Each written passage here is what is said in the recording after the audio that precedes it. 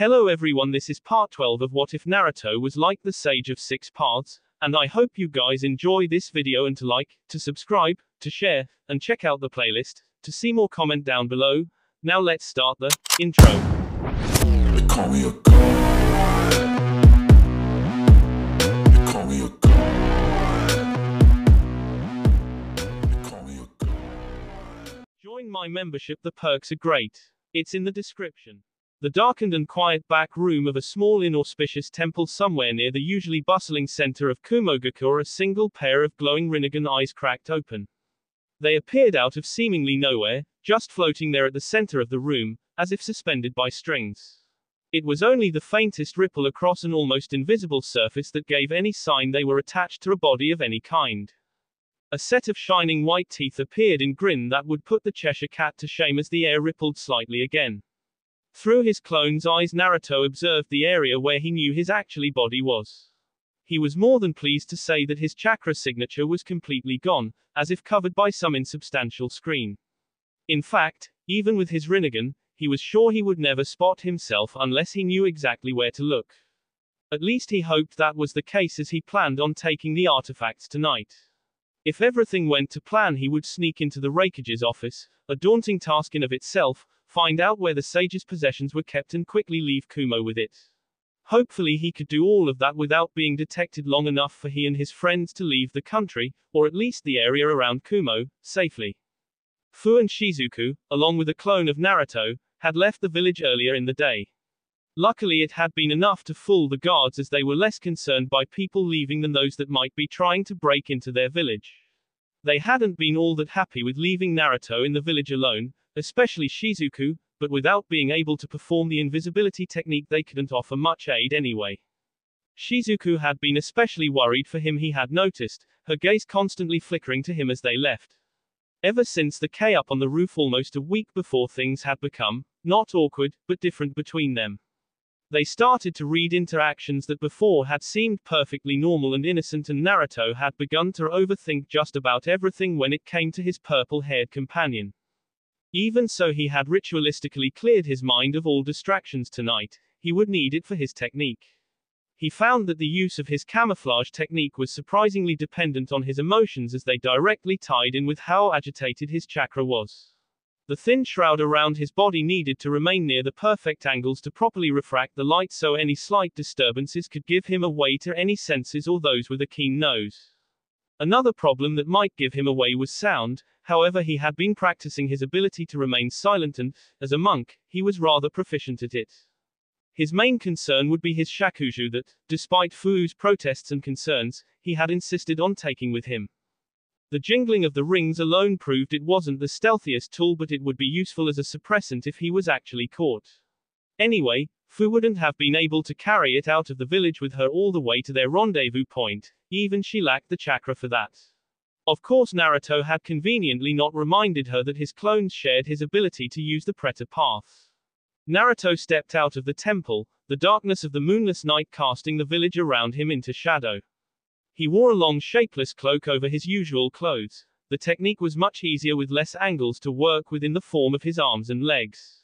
The hood was pulled up over his face, just in case his technique failed. He didn't want to be recognized. He also wore a mask over the lower half of his face to again try and smooth out any angles on his body. Boidogaku no Jutsu. His voice was barely a whisper as, starting from his feet, his body quickly vanished from sight, only a slight ripple remaining in the air that was disguised by the darkness. His trip through the village was uneventful, if not highly nerve-wracking. He had tested his jutsu a few times on Fu and Shizuku, but there was a large difference between them and skilled Junin. He stuck to the streets in case he were to have a run-in with any roof-hopping shinobi out late. While it provided him with better cover, it meant his trip was slow-going. He at least didn't have to deal with any crowds. Kumo had a strict curfew enacted after midnight. Only shinobi were allowed out, and even they needed a valid reason if any suspicion was drawn to them by the Anbu. Even with all that, it took around 10 minutes for Naruto to reach the Raikage Tower, jutting out on its lofty mountain perch. The climb up the winding staircase to the building itself was even worse than the trip through the village. The stairs were wide enough for 2 people, but only barely. If anybody came down in the opposite direction, he would have to press himself up against the wall of the mountain and hope they didn't brush past him.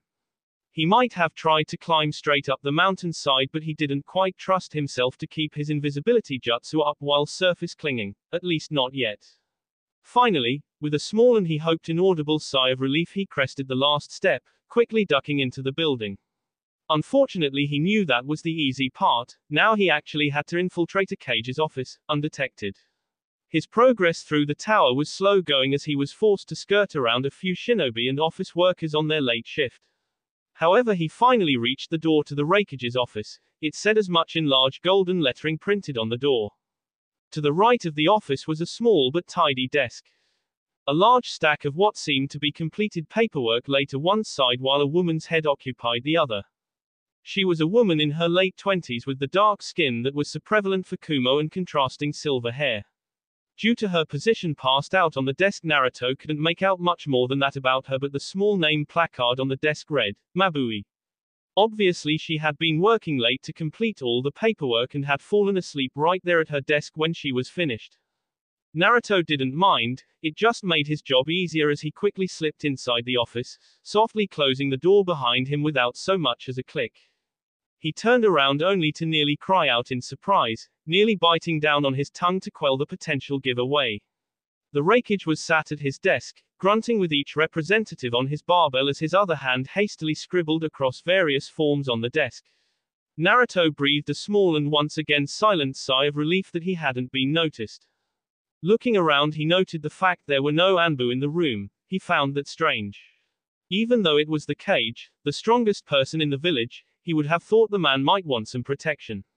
Was his ego that large? The blonde just slowly skirted around the back of the room, making absolutely sure he was making no sound whatsoever. The brawny man at the desk didn't seem to notice anything amiss. Naruto hadn't gone into this blind. He knew very well the prowess of the Yondaime Raikage. He was the current fastest man alive now that the Yondaime Hokage was dead. He was supposed to be peerless in taijutsu and speed, and his lightning cloak was said to make him nearly invulnerable to harm, even from most wind attacks, despite it being the superior element in the cycle. Naruto had no misconception. The man before him could crush him before he could even realize what was happening, which was why the element of surprise was so important. Slowly, slower than he had ever moved in his life, the young blonde crept up behind the enormous Cage, gently raising his shakuju in front of him, base level with the dark-skinned man's neck. And just like that it was over, he gently tapped the man's neck with the base of his staff.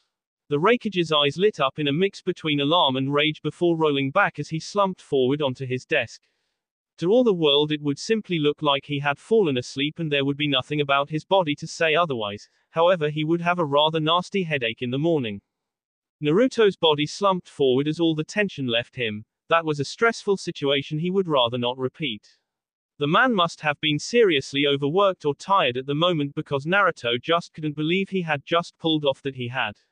Before his ego could swell any, he quickly reminded himself of why he was here, moving to the back of the room where a row of filing cabinets lined the wall and quickly disabling the seal guarding them. Hurriedly skimming along them with alert and anxious eyes, he stopped, nodding once before pulling out the cabinet. He flicked through the many manila folders he found until finally pulling out the one marked Sage. He scanned the document as fast as he was physically able, not wanting to be in this room for any longer than he needed to be, committing most of it to memory as a frown passed over his features. He slipped it back in where he found it and silently shut the cabinet, thankful it moved without squeaking. He cast one more curious glance around the spacious office, noticing with an amused smirk that two of the windows that overlooked the village were smashed in, seemingly from the inside. He had heard rumors of the Raikage's eccentric manner of leaving rooms, but he hadn't really believed them before now. He made his way over, looking out over the peacefully dozing village with a small smirk. He just shrugged his shoulders once before launching himself from the jagged hole, suppressing his urge to cry out in exhilaration. Another stealthy walk through the village and Naruto found himself staring at the tightly locked entrance to the museum. Apparently Kumo thought they were safe in the knowledge the artifacts on display were fakes. The real ones were actually kept in an underground storage facility beneath the museum. Unfortunately for Naruto, that only meant one of the artifacts, the Kohaku no Jurei. All the others had been lost to Kumo with the defection of Ginkaku and Kinkaku, Kumo's gold and silver brothers. He didn't know much more than that, about the artifact's location or the brothers because their files were in a different cabinet and the blonde had felt he was pressing his luck as it was. For now he would look for information on the two elsewhere and instead focus on the remaining treasure Kumo still possessed. He slipped inside the museum only to immediately pull back out again as quickly as he dared. He had nearly walked right into two patrolling shinobi, a tall blonde-haired one he recognized as she and another dark-skinned one he didn't recognize. She's partner wore the traditional Kumo flak jacket over a dark high-collared shirt that brushed the edges of his messy white hair. He had an overall bored demeanor, reminding Naruto somewhat of an older Omoi, except much deadlier if his confidant stance and large sword said anything. Naruto flattened himself against the museum wall as the two walked out, seemingly on a routine patrol. However, the blonde blanched as she suddenly stopped with a frown on his face as he looked around the area. Naruto nearly ran for it when the man's eyes drifted over him. It may have been a trick of the fading light, but the blonde could have sworn the Kumo shinobi's gaze lingered on his position for a moment. What is it, she? The blonde's partner tried to look at where his teammate was so intensely staring but saw nothing but the wall of the museum they had been patrolling. The light-skinned ninja just stared a moment longer with a frown before shaking his head dismissively. It's nothing, Darui, just thought I sensed something for a moment, but it was weak, probably just a rat or something. The bored-looking man just shrugged as he turned to continue their patrol route. He hated the museum, it was too dull for him. She lingered a moment longer, casting a backwards glance at the spot he swore he had sensed something in. It was the briefest flicker of a chakra signature, no larger than a small mammal, but just the fact it vanished so quickly disconcerted him. Inside the museum, Naruto panted, releasing the pent-up breath he had been holding as she intently stared at the position he had been standing. He had taken the first opportunity to move as he could, the moment the shinobi looked away to talk with his teammate.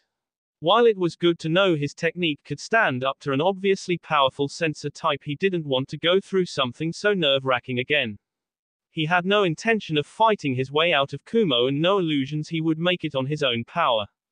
He let out another sigh before righting himself, quickly making his way through the various levels of the museum, disabling the various security seals he came across. It would leave a short trail of where he had been, but he had no intention of staying long enough for any Kumo nin to capitalize on it. Once again he passed through the fake artifact display, casting a slight glance at the large and false pot, replicating the object he was here to steal. He had actually fought a rather long and painful struggle with his conscience in order to go through with this. Technically the Kohaku no Jurei was a part of his legacy, however it was technically Kumo's property. Then again they weren't really using it. It had only ever been used to seal the Hachibi away between Jinchuriki anyway.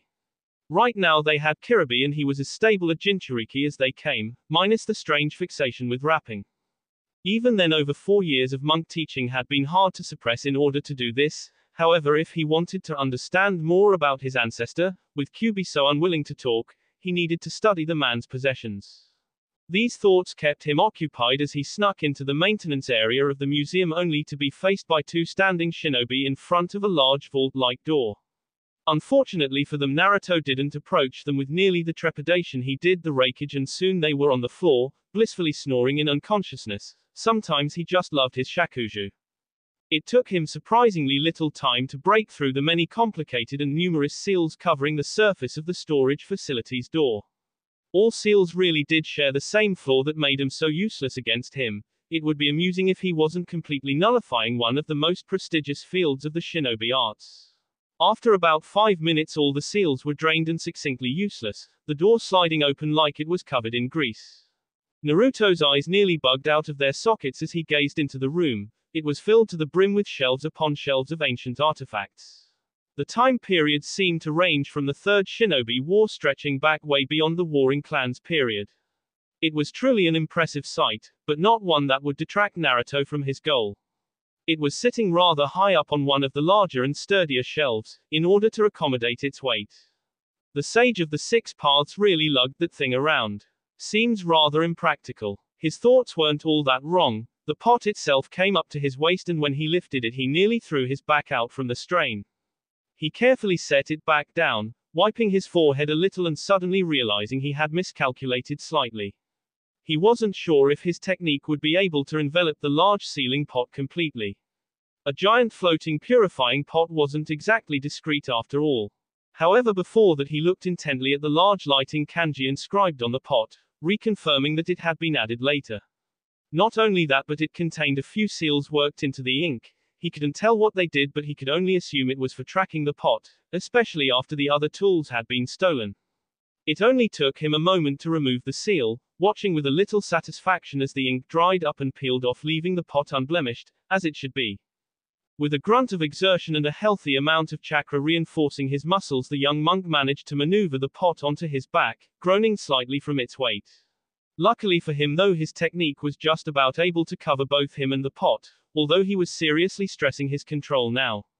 He was just lucky the Kohaku no Jurei was mostly smooth, or his technique might not have been enough. That would have been awkward. After another quick trip through the museum, Naruto once again found himself outside, the cold mountainous air brisk against his skin. He jostled the large artifact on his back into a more comfortable position before setting off into the village, feeling somewhat like a snail with his pace and the large object on his back. This time he passed a few shinobi in the streets, doing his best to avoid them and mostly relying on his technique to see him through to the village's gates. However, he failed to notice one kunoiki in particular as he passed her. Her ears twitched ever so slightly and she gently sniffed the air with a curious and slightly confused expression. Naruto panted slightly in a large rocky clearing some distance from the village. It was about a mile away from the rendezvous he had agreed on with Fu, a small village to the south of Kumo. He straightened up, stretching out his spine with a few wonderful cracks that left him with a contented grin. He had dropped the invisibility technique by now, instead devoting the chakra to his arms, legs and back in order to support the Kohaku no Jurei better. His relaxed posture went rigid though as an almost sixth sense-like ability kicked in, allowing him to turn in time to hold 3 kunai aimed for his back as if they had struck some invisible surface. He blinked in surprise, not having detected anybody following him all this time. Nonetheless, a woman dropped down from her lofty perch in the rocks above him, her long, tied-up blonde hair fluttering in the wind as she fell. Well, that was an impressive technique, especially for a monk. Naruto immediately recognized her as the rather playful kunoiki he had met on the first day in Kumo, Yugito if he remembered her name right. The smaller blonde just grinned cheekily, placing the pot down on the ground with a small thud. It wasn't like the woman could just pick up the pot and go, it was too heavy and chakra draining. Even so, the same applied to him. He knew it would either be suppress this woman or abandon the sealing pot, not both. Trade secret, I'm afraid. Yugito smirked outwardly, however inside was a different story as her gaze drifted to the Kohaku no Jurei. She had followed her instinct on a hunch, her enhanced hearing picking up very soft footfalls from where she couldn't see anybody walking. There was also a scent she could detect, but it was almost like somebody was suppressing it, like one might their chakra, which just sounded ludicrous. I guess I'll have fun working the answers out of you. She licked her lips seductively in an attempt to throw the boy off a little. Disappointedly, it seemed he wasn't affected at all. He was all business right now. Naruto just grinned, slowly gathering his chakra around him in preparation for anything the woman could throw. He just hoped there wasn't any backup waiting. You can try. Along that same line of thought, Yugito now wished she had brought backup. She always was too brash for her own good, as Darui-sensei would tell her. When the boy had finally dropped whatever invisibility technique he was using, which impressed her for once so young, she finally saw why he was running away. At first it had amused her, simply thinking the boy would drop from his chakra being drained after a few minutes. However, he had just kept going. He didn't even look tired now, and he had been running with the pot for about an hour. Just the thought of how large his chakra reserves must be almost frightened the Junin. Oh, I intend to, little monk. Deciding not to play around anymore, Yugito quickly flared her chakra. Almost instantly her nails grew out about a foot in length, sharp as razors. She dropped into her four-legged stance the same moment Naruto moved into his own after planting his shakuju into the ground. Mizu no Mai. Yugito edged her head a little, noticing that the stance was eerily reminiscent of the Hyuga Taijutsu style from Konoha. However, this boy did not look like one, although she could not see his eyes. She rushed forward, lashing out with her claws in a very straightforward, but very fast lunge that was supposed to leave the boy impaled on her claws. She would like to play around with him a little, but stealing precious artifacts from Kumo was a serious offense. Naruto surprised her by moving with unbelievable grace, slipping to the right of her attack and almost gently nudging her clawed hands up and away from his body. When she rounded, she noticed Naruto raise an eyebrow at her in curiosity that quickly shifted to understanding. "You're a Jinchuriki, aren't you? For the Nibi, right?" Yugito faltered in the attack she was about to perform, looking at the young blonde incredulously. She quickly shook her head of the surprise. Her status wasn't exactly secret in Kumo, at least to the shinobi, and if this boy could find out where the Kohaku no Jurei was kept, he could quite easily gain information like that. She recovered in time to launch a quick offensive, this time being more measured in her movements. She came forward with a barrage of lethal slashes, making sure to keep her footing light and mobile so she could attack from many angles. However, the boy's body flowed like water, she couldn't even touch him. Occasionally he would use a hand to divert her away from the wrist, and each time she came away she felt oddly tired. Deciding to take a different approach, she leapt back, flashing through hand signs in the air to finish on the tiger seal. Kaiten, Gukakyu no Jutsu. With that she breathed out an enormous stream of bright blue flames that took the shape of an enormous sphere. She watched as it barreled down on the young monk, making her smirk as she prepared for her next attack. However, she watched on, surprised as the boy made no effort to dodge in any way, quickly being engulfed by the technique. Yugito just shook her head in wonder. She had been sure the blonde would be able to dodge that. It wasn't the fastest technique even if it was supercharged by the Nibi. She had planned on him dodging so she could catch him in the air where he couldn't dodge. Shinra Tensei. In her shock, she had let her guard down slightly. Even if she hadn't, little could have prepared her for the enormous wall of invisible force that crashed into her body. She flew limply through the air, watching as the sphere of flame dwindled down to nothing, absorbed into Naruto's outstretched palm as his other was pointed towards her. Luckily her reflexes kicked in, allowing her to twist impossibly in the air to land back down on all fours in a pose that reminded Naruto of a cat. It was fitting, he supposed. Yugito made the logical leap that any of her other fire techniques would be just as effective as the first, and given the fact Naruto only had a few singes on his clothes, she didn't think that was very. Just to be sure though, she began to run forward, keeping a trained eye on Naruto's hands in case he tried that repulsion move again. As she ran, her hands flashed through seals that, while Naruto's Rinnegan could clearly see and memorize, would be just a blur to most. Raiten, Gian. She held out both palms in front of her and immediately a bolt of pure lightning shot out like a laser, on a direct course with Naruto's body. It was so bright that the surroundings actually seemed to dim in comparison with the vibrant white bolt. Naruto simply stood there, once again making no effort to dodge the technique. This time her vision was unobstructed, so Yugito was clearly able to see the jutsu get absorbed once it reached a certain distance from his body. Wow, now that's impressive. So are all ninjutsu just as effective on you? Naruto's only reply was a slight smirk as he raised his hand up. He didn't call out the name this time, but Yugito was ready nonetheless. However, she just happened to be ready for the wrong technique. Instead of dodging the invisible wall of force like she had planned, she suddenly found her body moving towards the blonde against her will at a shocking speed. She tried to twist her body and claws to use this sudden momentum to her advantage, but Naruto seemed to preempt this.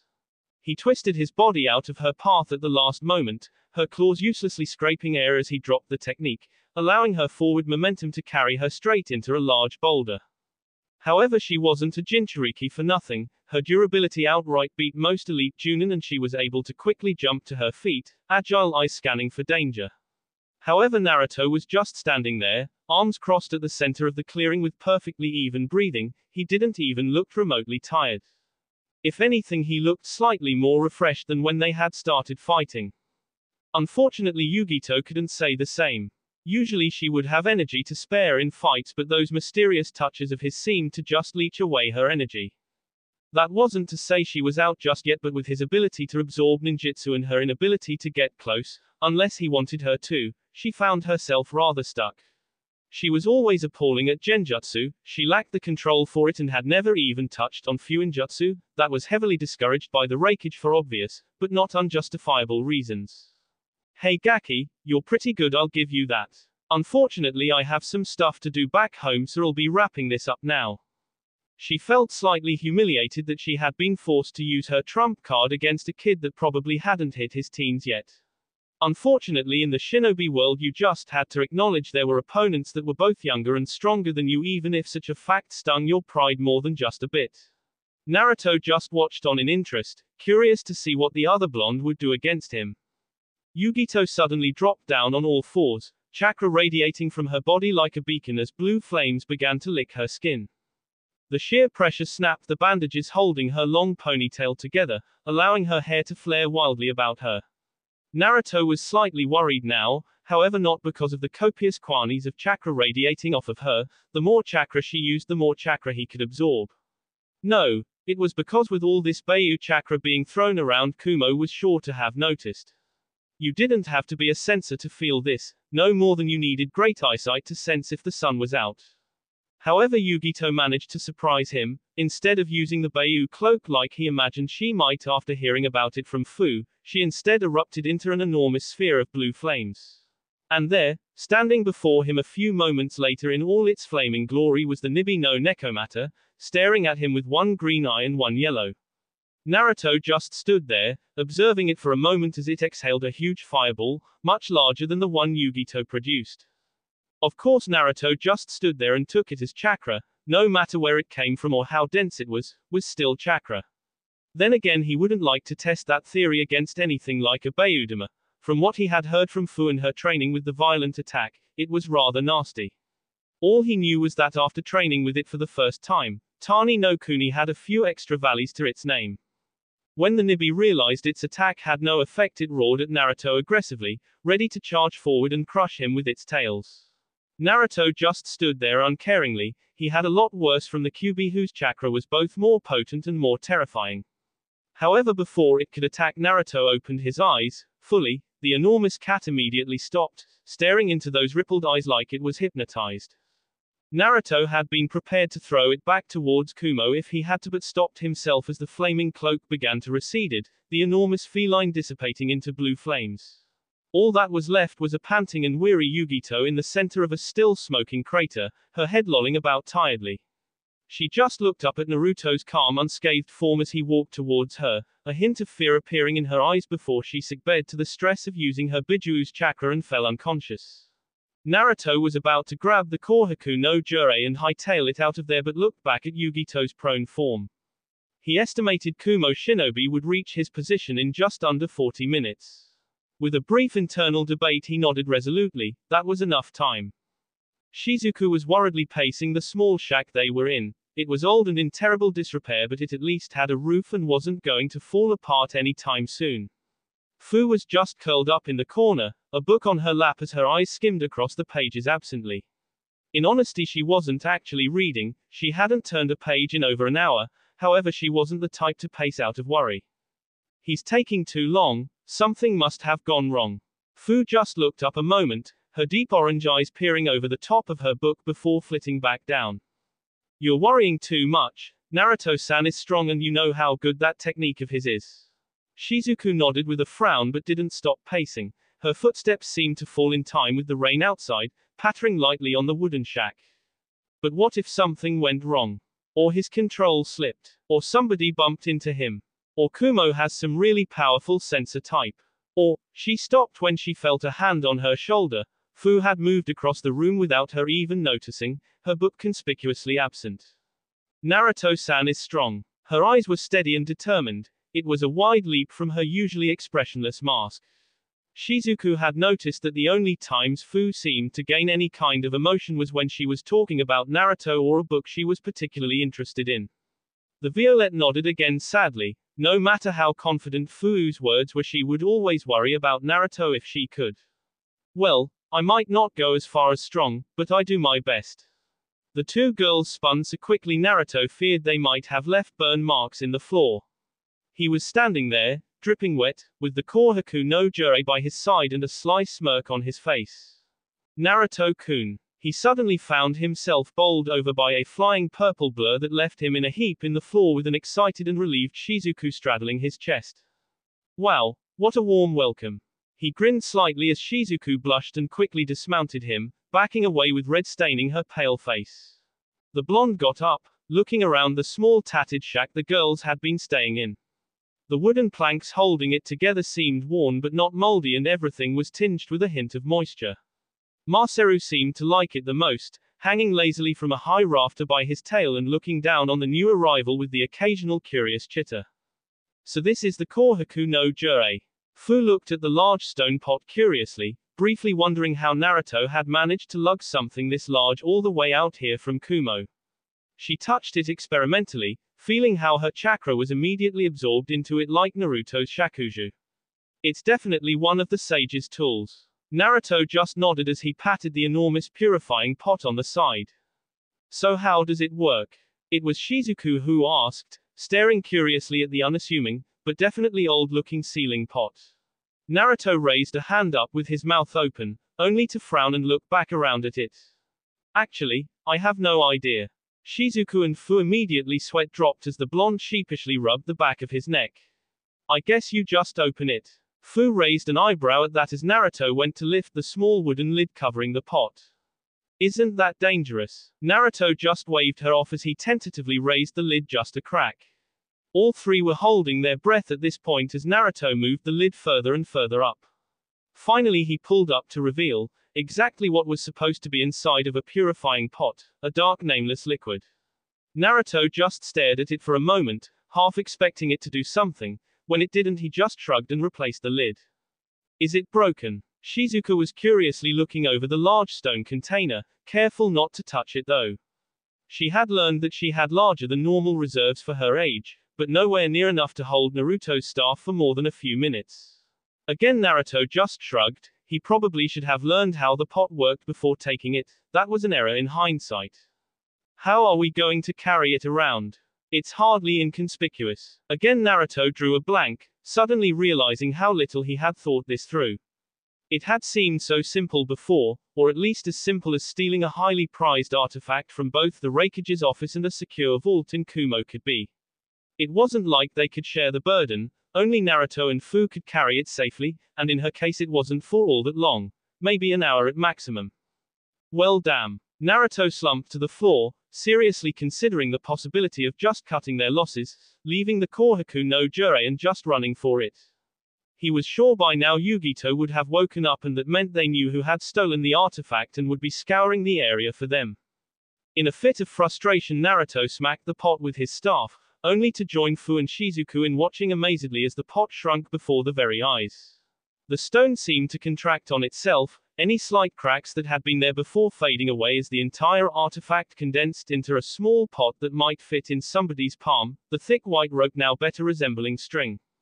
Well, that's convenient. Naruto just blinked as it suddenly made a lot more sense for the sage to carry this around as opposed to its hulking counterpart. It made him wonder if the other artifacts had different forms they could turn into. It made him look at his staff appraisingly. Fu just nodded with a skeptical eyebrow, wondering where that fit of luck came from. Suspiciously so. Naruto just shrugged with a pleasant smile, picking the now considerably smaller pot up from the floor. Right now it didn't look all that special. Kumo certainly wouldn't recognize it, which was a plus. Hey, don't look a gift horse in the mouth. He quickly fixed the pot to his belt, hanging it by the white string which was just about long enough to keep the priceless artifact secure. Strangely, even with its reduced size, the chakra it tried to draw from him was exactly the same. It would still be unsafe for most to hold, never mind use. He looked up with a grin. This made things a lot easier for them. Well, that's one problem dealt with, but we should probably get going. Kumo's going to be scouring this village in probably a few minutes. Fu's eyes widened at that. She had expected a response from Kumo with one of their most precious artifacts stolen, but not so soon. You were followed. Naruto just nodded with a sheepish grin, already heading for the door. He smiled when he noted the Kohaku no Jurei didn't hinder his movement at all. However, like with his shakuju, he was having to use the preta path consistently so it didn't slowly drain him of chakra. It's a long story, I'll explain on the way. And with that the trio took off into the rain, making their way south as fast as they could go. Naruto was sure there would be Kumo Junin faster than them, especially with Shizuku, but without them knowing where they were going exactly they would have to spread out and search, slowing them down considerably. His only problem would be if a sensor picked up his trail, which was why he was using his boruto technique on and off to confuse any would-be pursuers. They reached a small coastal town on the south shore of Kaminari no Kuni around an hour later, stopping atop a large hill overlooking the shore. The sun was beginning to rise on the horizon, sending a shimmering orange glow across the calm waters as far as the eye could see. They had purposefully picked the town due to its out-of-the-way, but still close location. The plan was to hire out a boat from here as quickly as possible that could take them south to Mizu no Kuni. It had been Naruto's original plan to go to Tsuchi no Kuni after Kaminari no Kuni, due to it being next on the elemental cycle. However, that would involve them passing through an area where Kumo had very high presence. Either that or skirting around the area, which would give Kumo shinobi enough time to pin him down. Naruto figured they could always go to Tsuchi no Kuni another time anyway. The original plan was more like a guideline anyway. The trio found a small abandoned cottage that looked like it had been completely ransacked a long time ago. The roof was just barely holding its own weight and the stone walls were missing more than a few of their rough-hewn bricks. Anything of value inside the tiny building had long ago been taken or stolen, only a few pieces of rotting furniture remaining. Luckily there were no leaks they had to deal with, not that they planned on staying long. All right, you two know the plan. He handed the pouch containing their money to Fu, who simply nodded and strapped it onto her belt beneath her traveling cloak. The idea was for Shizuku and Fu to go out and find a boat that would be willing to take him over to Mizu no Kuni for as little as possible. Naruto would stay here in case he was accidentally spotted or recognized. He also had something to do while they were gone, but he felt as though he could leave that out until they had more time to talk safely. Fu and Shizuku gave their own small nods as they quickly set off from the dilapidated cottage, Shizuku giving him a quick glance over her shoulder as she went. When he was sure they were gone, Naruto returned to the driest part of the building, setting himself down in a comfortable meditative position and closing his eyes.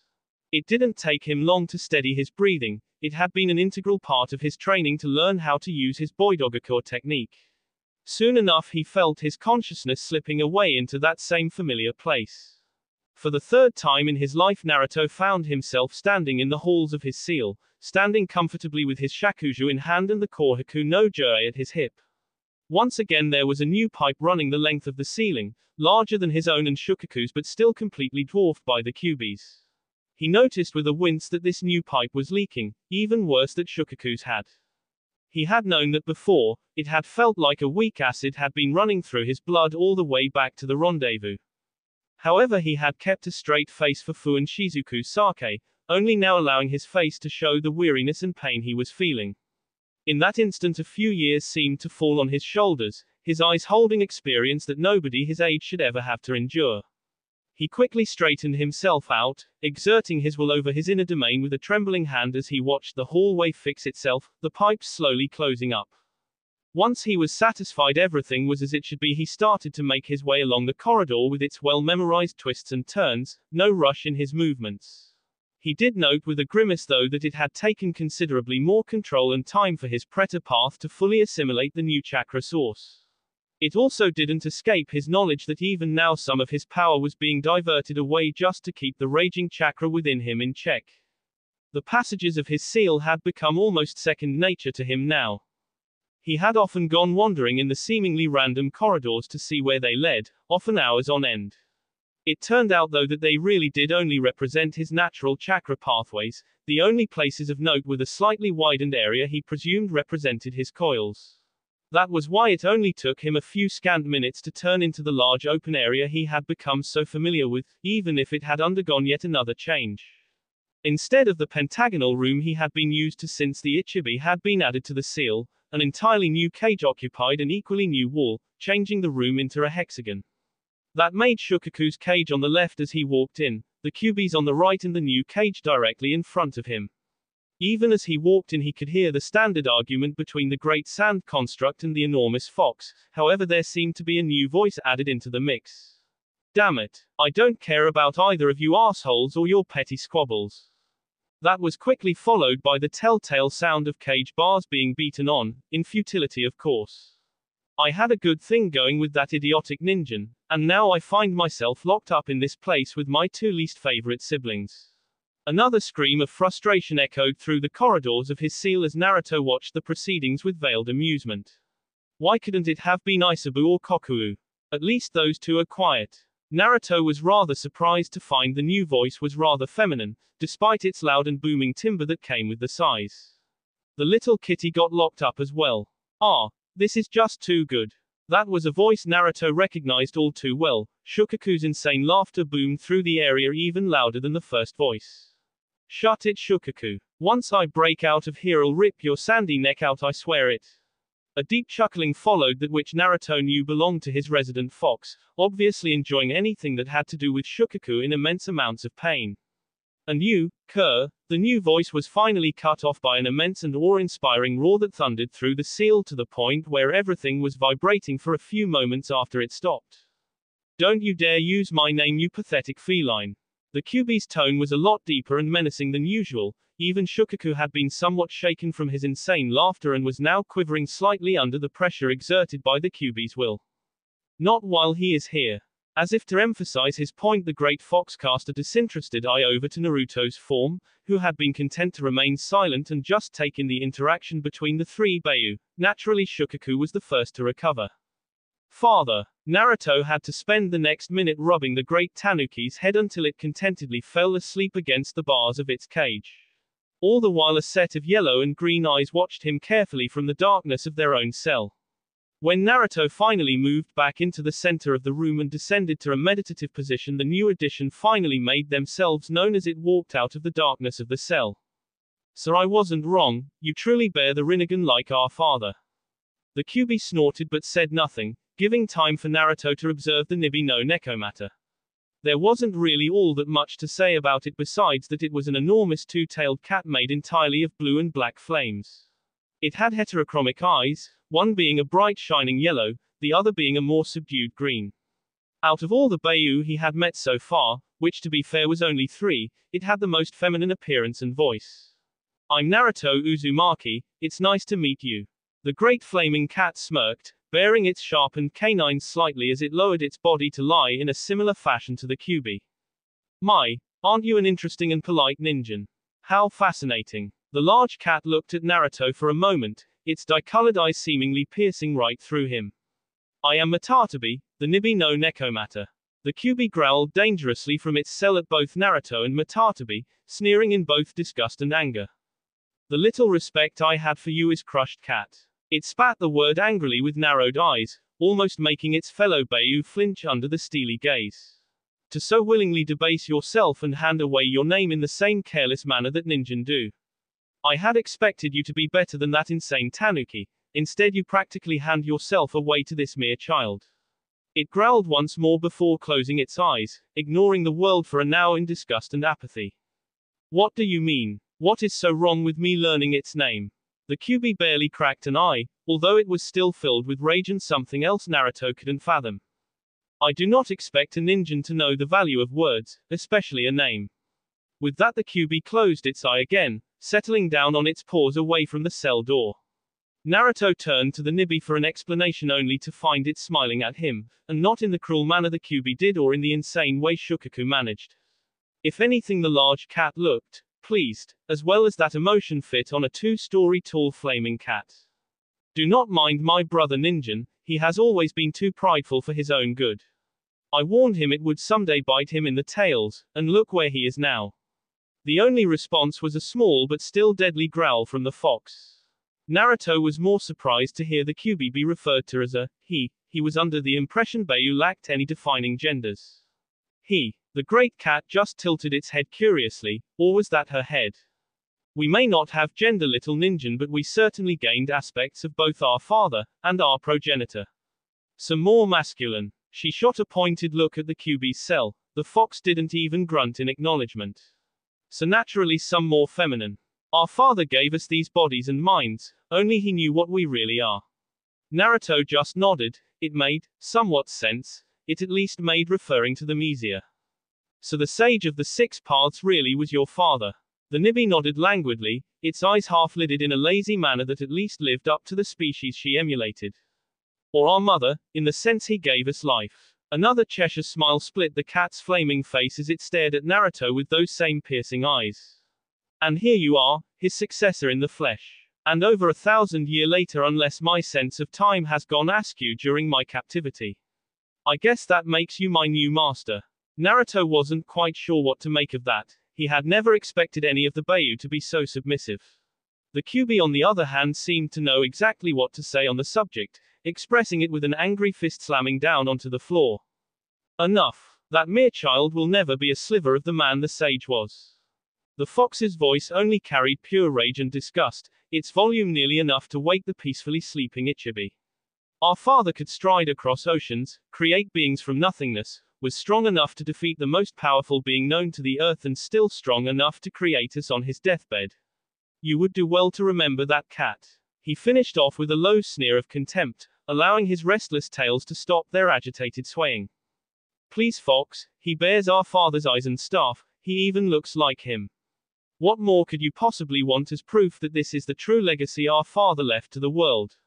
Naruto was starting to become slightly uncomfortable as the center of an argument between two such powerful beings. The Kyuubi on the other hand was unfazed, growling lightly as he lay back down with his eyes fixed in a permanent glare. You always were a pitiful sycophant. At that Matatabi returned the glare to the Kyuubi, although it lacked the same sheer presence the fox could exert. Coming from our father's personal lapdog. You heeded his every beck and call like it came from the mouth of Kami. The Kyuubi rose to its full and impressive size. It would have towered over the much smaller Hellcat if they had been occupying the same cell. He was more powerful than any of us, he was our creator. This is just another worthless ninja who happened to catch the genetic long straw. Naruto wasn't sure whether or not to be insulted by that, he still didn't feel like getting involved though.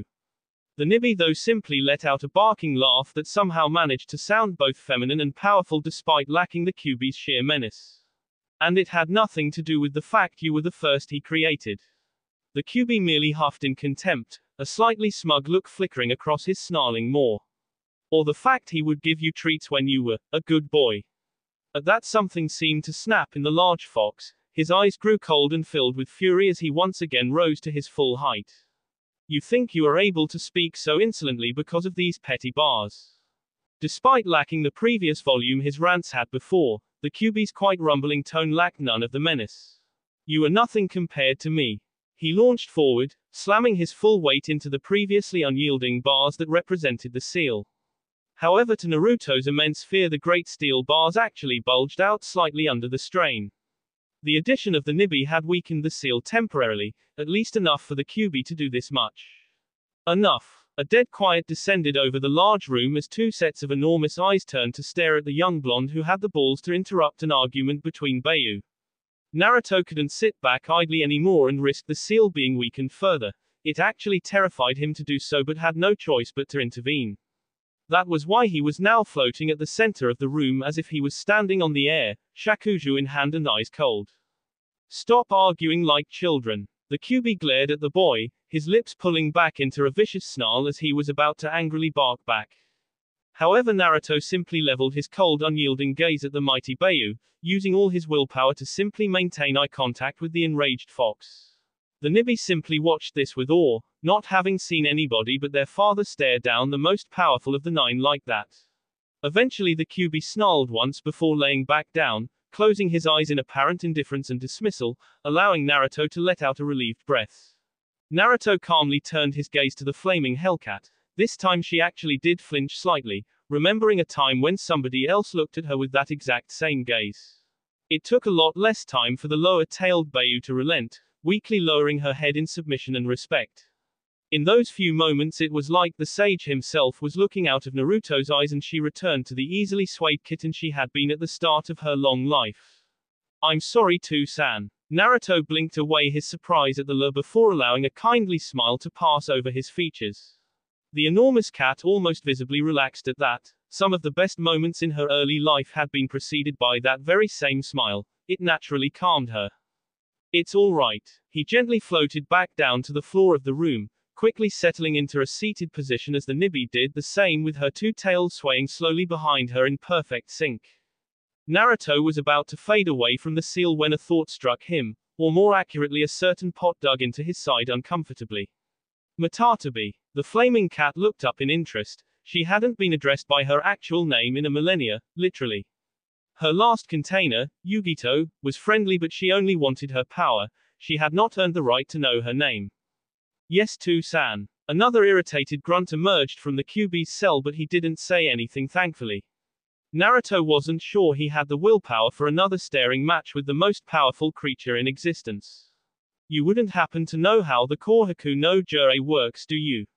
Surprisingly, the large flaming cat nodded, almost a little too eagerly. Father explained all his old possessions to us. Naruto raised an eyebrow at that description. All of his old tools were ways he came up with in order to defeat the Juubi. Each one failed before he eventually tried to seal its chakra within himself. Naruto nodded slowly, the seemingly inefficient and unwieldy tools suddenly making a lot more sense now. The sword, rope, and gourd were all geared towards sealing, but in a very strange and unorthodox manner that only made sense if the sage was attempting to do something that had never been done before. The pot you have was his last attempt to seal the Juubi before he resorted to using his own body. It actually worked, but only for about a minute. Our progenitor was too powerful to ever have been sealed within an inanimate object. It works by having the target respond to a call as you send your chakra through it. Any kind of acknowledgement works. Naruto nodded in thought. It was definitely a very useful tool, easy to use and hard for enemies to escape unless they knew how it worked. What about the Bashousen? The Nibi nodded slowly, remembering her father showing her the large feathered fan. That was father's attempt to recreate his ability to wield all 5 elemental chakra. He had many allies before fighting the Juubi, but like Yuninjin today they were limited to 1 or 2 affinities. Unfortunately, the chakra cost was too high for anybody but one of his companions to wield. Naruto perked up slightly at that, wondering who the man who stood beside the sage and was able to wield his tools was. He must have been immensely powerful. Who was he? Unfortunately, the Nibi just shrugged languidly, the action looking strange on such a large creature, but then again her smile did too. I never met him and the sage didn't talk about him. Father respected him though, a lot. Another angry grunt emerged from the QB's cell, but it was ignored by both Naruto and Matatabi. Thank you, Matatabi, I appreciate the information. The large cat preened under the praise from the person she had now adopted as her surrogate father figure. Suddenly though she bowed her head slightly, looking oddly sheepish for such an enormous creature.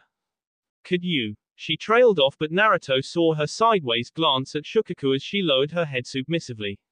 The blonde just took a deep breath, completely weirded out by everything that had gone on in the seal so far. He was sure that after today nothing would surprise him anymore. He walked forward, reaching his hand through the bars of the Nibi's cell at the same time she leaned her head forward. The blonde was surprised when the flames that made up her body seemed to quell at his proximity, better resembling blue and black fur instead.